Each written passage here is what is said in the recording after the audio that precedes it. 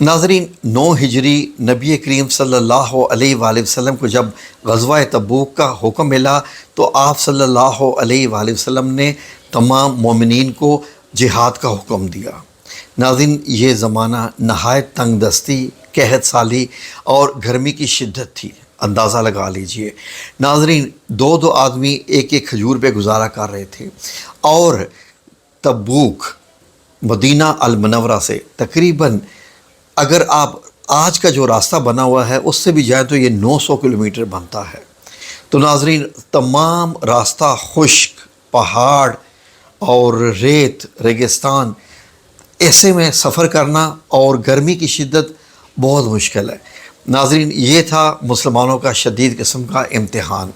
اب ناظرین، وہ لوگ جن کو گھر سے نکلنا مشکل لگ رہا تھا، بہت سارے ایسے منافقین وہ تو سامنے ظاہر ہو چکے تھے، وہ کسی نہ کسی طریقے سے کوئی نہ کوئی بہانہ بنا رہے تھے۔ ناظرین، جہاں بھی مسلمان غزوے کا ذکر کر رہے ہوتے تھے تو یہ منافقین وہاں سے جی چرا رہے تھے، بلکہ خالی اپنا جی نہیں چرا رہے تھے، یہ دوسروں کو بھی اس غزوے سے منع فرما رہے تھے۔ ناظرین، نبی کریم صلی اللہ علیہ وآلہ وسلم کے لیے اب یہ ایک بہت بڑا مرحلہ تھا کہ مسلمانوں کا ایک بہت بڑا لشکر لے کے جایا جائے، کیونکہ ایک آئیڈیا کے مطابق ایسے لگ رہا تھا کہ شاید 1,00,000 فوج ہوگی، تو 1,00,000 کا فوج کا مقابلہ کرنے کے لیے زیادہ سے زیادہ لوگ چاہیے تھے، بہت سارے مجاہدین چاہیے تھے۔ نبی کریم صلی اللہ علیہ وآلہ وسلم نے پھر سب کو جب حکم دیا کہ مال جمع کریں، کس لیے کہ جنگ کے لیے اخراجات بہت زیادہ تھے، تو ناظرین اب لوگوں کے لیے، مجاہدین کے لیے، لشکر کے لیے کھانے پینے کا نظام سارا کرنا اب یہ ایک نیا بہت بڑا مرحلہ تھا۔ ناظرین، جب نبی کریم صلی اللہ علیہ وآلہ وسلم نے ارشاد پاک فرمایا اور سب سے غزوہ کے لیے جو ہے وہ جمع کرنے کے لیے کہا، تو ناظرین سب نے دل کھول کر اپنے جو ہے وہ عطا کیا، جو بھی ان کے پاس تھا، بہت دل کھول کر۔ چند کے نام سن لیجئے۔ حضرت عبد الرحمن بن خباب رضی اللہ عنہ فرماتے ہیں کہ میں آپ صلی اللہ علیہ وسلم کی بارگاہ میں حاضر خدمت تھا، یعنی آپ موجود تھے، تو آپ صلی اللہ علیہ وآلہ وسلم غزوہ تبوک کے لیے صحابہ اکرام رضوان اللہ اجمعین کو ترغیب دے رہے تھے۔ حضرت عثمان غنی رضی اللہ عنہ نے عرض کیا کہ یا رسول اللہ صلی اللہ علیہ وآلہ وسلم، میں اللہ عز و جل کے راستے میں پالان کے ساتھ 100 اونٹ میرے ذمہ۔ سبحان اللہ، 100 اونٹ! ناظرین اندازہ کیجئے کہ میں 100 اونٹ دوں گا۔ نبی کریم صلی اللہ علیہ وآلہ وسلم نے مزید صحابہ اکرام کو جب ترغیب دلائی کہ ہمیں اور بھی بہت چاہیے، تو حضرت عثمان غنی رضی اللہ عنہ نے کیا کیا؟ پھر کھڑے ہوئے اور فرمایا یا رسول اللہ صلی اللہ علیہ وسلم، راستے میں پالان سمیت 200 اونٹ میرے ذمہ۔ تاجدار رسالت صلی اللہ علیہ وآلہ وسلم پھر ترغیب عطا فرمائی تیسری بار، تو دوبارہ حضرت عثمان غنی کھڑے ہو گئے اور کیا فرمایا کہ یا رسول اللہ صلی اللہ علیہ وسلم، اللہ عز و جل کے راستے میں 300 اونٹ پالانوں کے ساتھ میرے ذمہ۔ اب حضرت عبد الرحمن فرماتے ہیں رضی اللہ عنہ فرماتے ہیں کہ میں نے دیکھا کہ نبی کریم صلی اللہ علیہ وسلم ممبر سے نیچے تشریف لا رہے تھے اور ساتھ ساتھ کچھ فرما رہے تھے۔ وہ الفاظ سنیے، وہ کیا فرمایا تھا؟ اس کے بعد عثمان رضی اللہ عنہ جو بھی عمل کریں ان پر کوئی حرج نہیں۔ یعنی اس کے بعد کیا اشارہ مل گیا تھا آپ صلی اللہ علیہ وسلم کو کہ آپ نے ایسا ارشاد فرما دیا کہ اس کے بعد عثمان رضی اللہ عنہ جو بھی عمل کریں ان پہ کوئی حرج نہیں۔ ناظرین، جب دینے کا وقت آیا، جو اعلان کیا ہوا تھا، تو ناظرین لکھا ہوا ہے روایات میں حضرت عثمان غنی نے اپنے اعلان سے بہت زیادہ عطا فرما دیا۔ تو ناظرین، حضرت علامہ برہان الدین حلبی رحمۃ اللہ علیہ فرماتے ہیں کہ غزوہ تبوک کے موقع پر جتنا مال حضرت عثمان غنی نے خرچ کیا، اتنا اور کسی نے بھی خرچ نہیں کیا، کہ 10,000 مجاہدین کو جہاد کا سامان دیا، 10,000 دینار دیے اس غزوے میں، اور ساز و سامان کے ساتھ ساتھ کتنا وعدہ کیا تھا؟ 300 اونٹوں کا، 900 اونٹ اور 100 گھوڑے بھی دیے۔ سبحان اللہ۔ تو ناظرین، حضرت عمر بن خطاب رضی اللہ عنہ فرماتے ہیں کہ جب رسول اللہ صلی اللہ علیہ وسلم نے ہمیں صدقہ کرنے کا حکم ارشاد فرمایا تو اتفاق سے اس وقت میرے پاس بھی کافی مال تھا۔ میں نے کہا اگر میں صدیق اکبر رضی اللہ عنہ سے کسی دن میں سبقت لے سکتا ہوں تو وہ یہ دن ہے، کیونکہ میرے پاس مال ہے تو اس بار میں زیادہ مال صدقہ کروں گا۔ تو ناظرین، حضرت عمر بن خطاب رضی اللہ عنہ تمام مال کا نصف مال لے کر نبی کریم صلی اللہ علیہ وآلہ وسلم کی خدمت میں حاضر ہو گئے۔ جب تمام مال آپ صلی اللہ علیہ وسلم کی خدمت میں پیش کیا تو نبی کریم صلی اللہ علیہ وسلم نے فرمایا کہ عمر بن خطاب، گھر والوں کے لیے کتنا چھوڑا ہے مال؟ تو حضرت عمر بن خطاب رضی اللہ عنہ نے فرمایا اس کے برابر، یعنی کہ نصف یہ ہے، نصف میرے گھر میں ہے۔ اب حضرت ابو بکر صدیق رضی اللہ عنہ تشریف لائے، اپنا سارا مال جس کی مقدار تقریباً 40,000 درہم بنتی تھی لے کے حاضر ہو گئے۔ آپ صلی اللہ علیہ وسلم سے فرمایا کہ ابو بکر صدیق رضی اللہ عنہ، تم نے اپنے گھر والوں کے لیے کیا چھوڑا ہے؟ تو انہوں نے پتہ کیا فرمایا؟ ابقیت لہم اللہ ورسولہ۔ اس کا مطلب کیا ہے؟ گھر والوں کے لیے اللہ اور اس کا رسول چھوڑ کے آیا ہوں۔ حضرت عمر بن خطاب رضی اللہ عنہ فرماتے ہیں کہ میں ان سے کبھی بھی سبقت نہیں لے سکتا۔ سبحان اللہ، کہ جو پورا مال ہی لے کے آگے ہوں۔ تو ناظرین، اس کے علاوہ ایک اور تاجر جو کہ مدینہ منورہ میں مشہور حضرت عبد الرحمن بن عوف فرماتے ہیں کہ حضرت عباس، حضرت طلحہ الانصاری جن کے باغ کا قصہ بھی ہے، انہوں نے بھی کثیر مال عطا فرمایا، اور صحابیات مدینہ المنورہ کی، ان کے پاس جو بھی زیور تھا انہوں نے آپ صلی اللہ علیہ وآلہ وسلم کی خدمت میں پیش کر دیا۔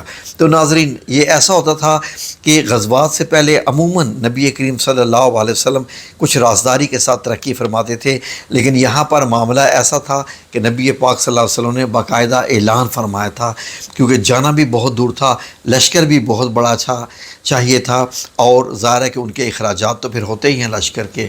تو ناظرین، نبی کریم صلی اللہ علیہ وآلہ وسلم نے 30,000 کا لشکر تیار کر لیا۔ جی ناظرین، 30,000 کا لشکر لے کے تبوک کے لیے روانہ ہو گئے۔ اور ناظرین، اب یہاں پر ناظرین نبی کریم صلی اللہ علیہ وآلہ وسلم نے جب حضرت علی بن ابی طالب رضی اللہ عنہ سے فرمایا کہ میں آپ کو مدینہ کے انتظام کے لیے یہیں چھوڑ رہا ہوں، تو ناظرین حضرت سعد بن ابی وقاص فرماتے ہیں کہ حضرت علی المرتضیٰ تقریباً رونے والے ہو گئے۔ تو فرمایا کہ یا رسول اللہ صلی اللہ علیہ وسلم، آپ مجھے بچوں اور عورتوں میں چھوڑ کر جا رہے ہیں۔ تو آپ صلی اللہ علیہ وآلہ وسلم نے ارشاد فرمایا کہ تم اس بات پر راضی نہیں ہو کہ تم میرے لیے ایسے ہو جیسے حضرت موسیٰ علیہ السلام کے لیے حضرت ہارون علیہ السلام تھے؟ البتہ میرے بعد کوئی نبی نہیں آئے گا۔ کیونکہ ناظرین، اگر یہ بات نبی والی نہ بات آتی تو لوگ کہتے کہ حضرت محمد صلی اللہ علیہ وسلم نے تو اعلان فرما دیا تھا۔ تو ناظرین، ایک نسبت ظاہر کی کہ جیسے حضرت موسیٰ علیہ السلام کی ہیلپ کرنے کے لیے حضرت ہارون علیہ السلام تھے، اسی طریقے سے تم میرے ایک قسم کے ہیلپ کرنے والے ہو میرے تمام دینی معاملات میں۔ تو یہ تو بہت بڑا اعزاز ہے ناظرین۔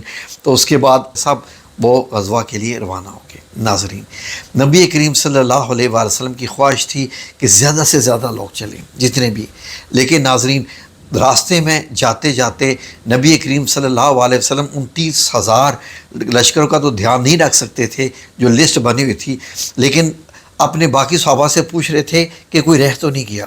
کسی نے کہا کہ ابو ذر غفاری پیچھے رہ گئے ہیں۔ ناظرین، حضرت ابو ذر غفاری رضی اللہ عنہ کے متعلق تو آپ جانتے ہی ہیں کہ وہ تو بہت ہی دلیر، بہت ہی ہمت والے، لڑنے والے، وہ تو اس وقت کہ صحابی جب آپ مکہ المکرمہ آ گئے تھے اور کوئی نام نہیں لے سکتا تھا اسلام کا، تو آپ نے سر عام قرآن پاک کی آیات آ کے پڑھی تھی، اور خوب مکہ المکرمہ کے مشرکین نے آپ کو مارا تھا، تو آپ ان میں سے تھے۔ ناظرین، کیا ہوا ہے کہ حضرت ابو ذر غفاری کا معاملہ کیا ہوا تھا کہ آپ جس اونٹ پر آ رہے تھے وہ بہت ہی لاغر ہو گیا تھا، اور اس کو کچھ ایسا ہو گیا تھا کہ وہ چلنے کو تیار ہی نہیں تھا۔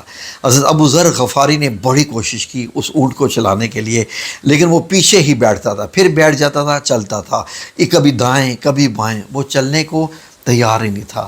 حضرت ابو ذر غفاری کو رونا آ گیا، غصہ بھی آ گیا اونٹ پہ، تو کیا کیا کہ اونٹ کے اوپر سے اپنا سارا سامان اتارا، اپنے کندھے پر ڈالا اور پیدل چلنا شروع کر دیا لشکر میں۔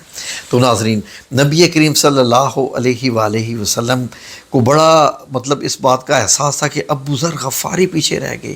تو ناظرین، ایک بار آپ تمام صحابہ کرام کے ساتھ بیٹھے ہوئے تھے اور ابھی ایک وادی سے گزر رہے تھے جہاں پر وہ لو ہی تھی، گرمائش تھی اور ریت اڑ رہی تھی۔